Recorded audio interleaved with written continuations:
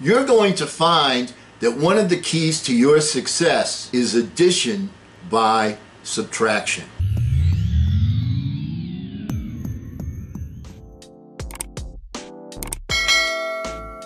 Hello again, everyone. I'm Eli's dad with Project Eli, where we will educate, we will lead, we will inspire. And I was reading an article by a gentleman named, and I want to get his name right, Ayodiji Awosika. His last name is spelled A-W-O-S-I-K-A. And he talks about some of the reasons why people are not successful, and it basically boiled down to addition by subtraction.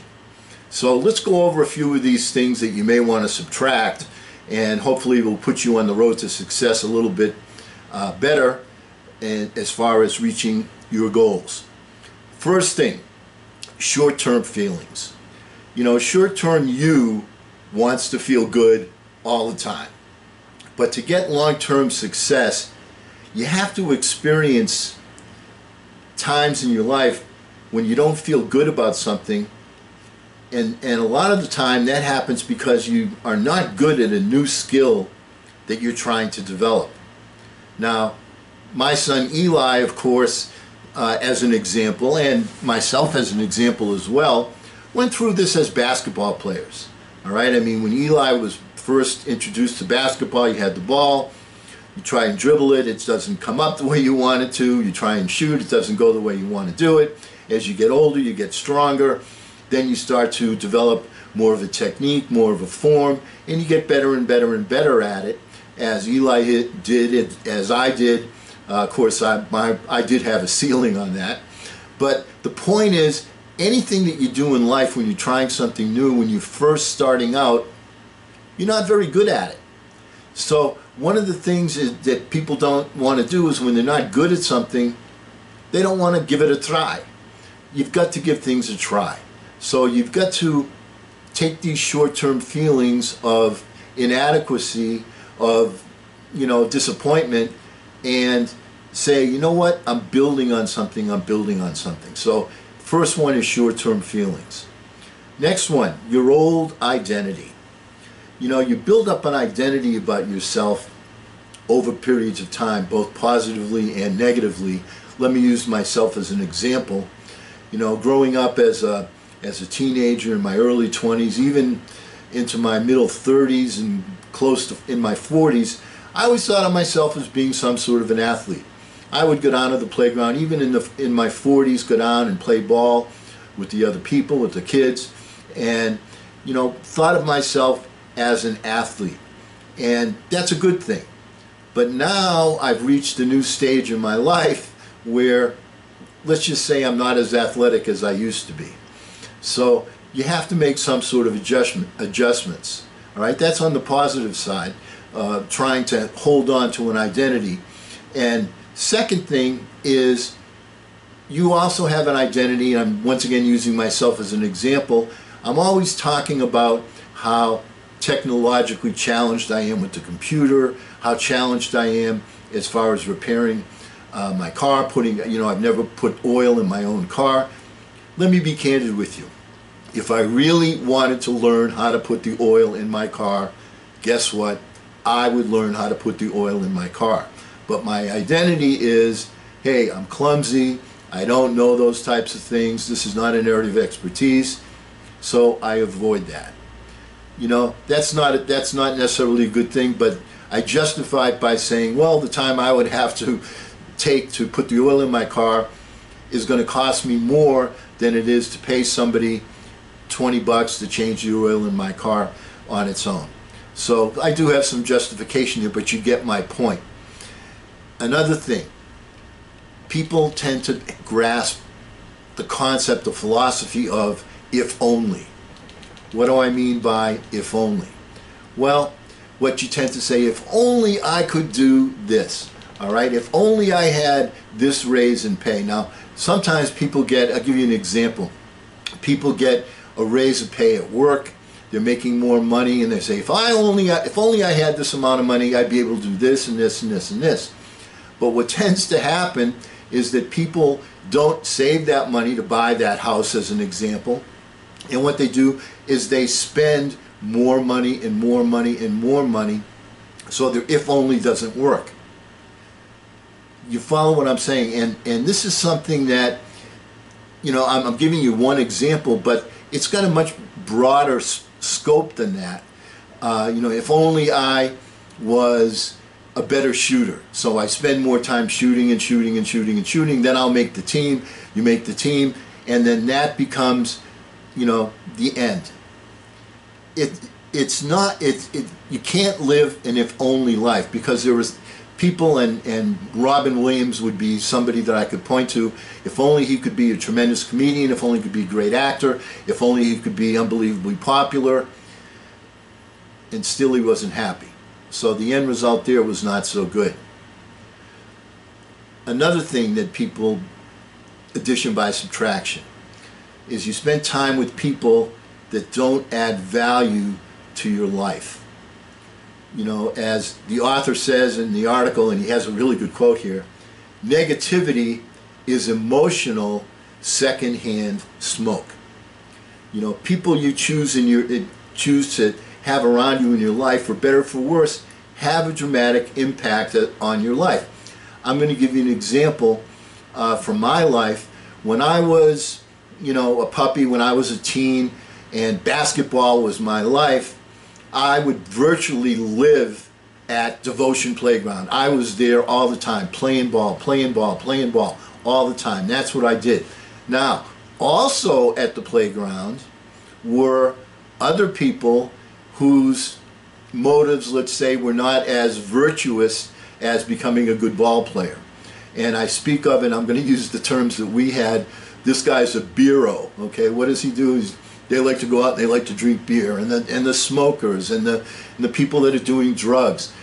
I made it a point to not hang around with those people. Yeah, I knew them, they knew me. We would have a nodding acquaintance, but I made it a point to not hang with those people, and as a result of that dedication, in my sophomore year in high school, when I didn't make the varsity team, but I was committed to making the team and also to being a starter on the team. And by the time I was a junior, not only did I make the team, but I did become a starter.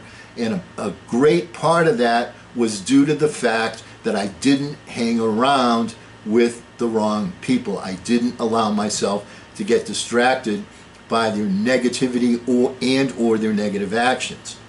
Now, there's a book by a gentleman named Ryan Holiday called Ego is the Enemy. And I want to go over with you a couple of things that he talks about.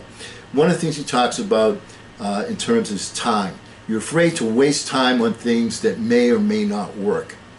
You've got to go out and try different items on the dessert tray, you know, and because you don't know if that particular item is going to be the one that's going to generate your life's purpose. So as a younger person, it's essential that you try different things, and you really shouldn't even limit it to being a younger person. I mean, look at me.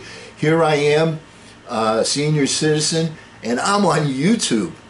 You know, back in the day, what the heck is YouTube? So, you know, one of the things that makes life exciting, that opens up new ideas, that opens new venues, new paradigms for you, is trying different things. So that's an essential thing that you do. Another thing that people need to give up is feeling like you fit in. How important is it to feel like you fit in? You know, kids in school, it's like they have to have the certain clothes, they have the designer labels, they have to have the particular shoes. And I'm as guilty as anybody. You know, when I was in high school, Converse All-Stars were the sneakers that the athletes wore, so we had to have Converse. You know, and at the time they were, you know, a very expensive shoe. We used to drive to a place where they had seconds, you know, where the rubber was burned on the shoe, whatever, so we could get it cheaper. So we would spend $4 a pair. Wow, that was a lot of money back then. But, you know, now people are spending like hundreds of dollars on LeBron shoes or Steph Curry shoes or whoever. But I'm just making an example in order to fit in with other people. And I'm not just talking about shoes and clothes and so on and so forth. I'm also speaking of attitudes. It's so important to fit in. It's not that important to fit in all the time. Being independent is what allows you to excel and to step away from the crowd. Short-term feelings, something else that you need to give up. Sometimes you have to sacrifice yourself, you know, for your future self, and to give up something that feels uncomfortable. We already talked a little bit about identity. Your ego wants you to cling to your identity, and in order to overcome that, you have to have what the author says, and I like this way he says it, a manual override on the system. You know, I was an athlete when I was in high school, when I was in college, even for a few years after that. But right now, I can't think the same way. You know, when Eli says, "Hey, let's go play a little ball," I used to go do that with him all the time. I can't do that now. Why? I've had my hip operated on. You know, when I go out, I'm going to pull a muscle. You've got to think, you've got to be clear on things that have changed in your life and not let your ego determine what you're going to do. You have to be smart about things. Another thing you need to give up is staying in your comfort zone.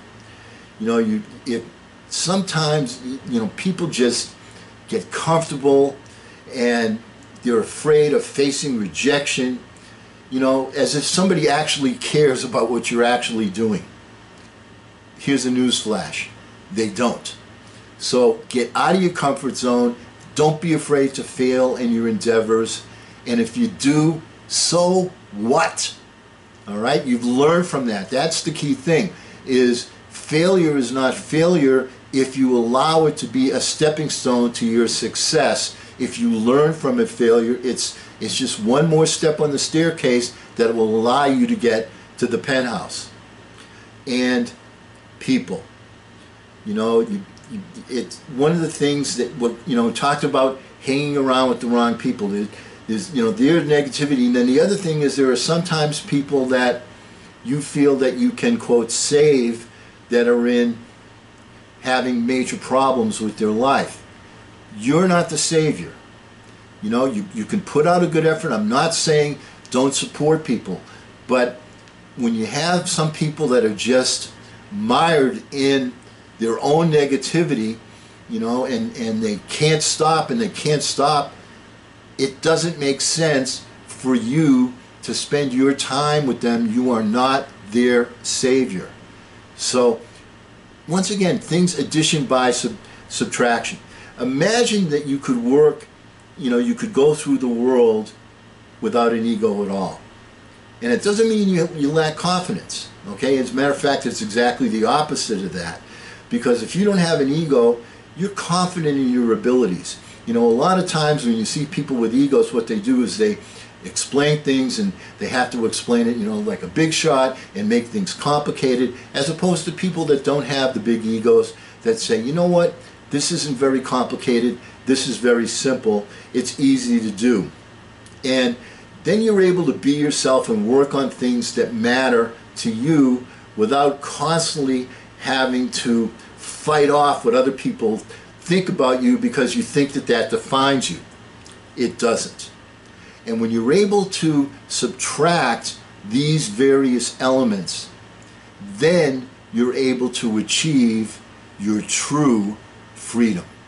So keep in mind these points, addition by subtraction, and move forward with it. These are the things that successful people are able to do, that they have as standard operating procedures, because they're able to make their time count by doing the right things and not getting distracted and doing the wrong things that keep a person unsuccessful.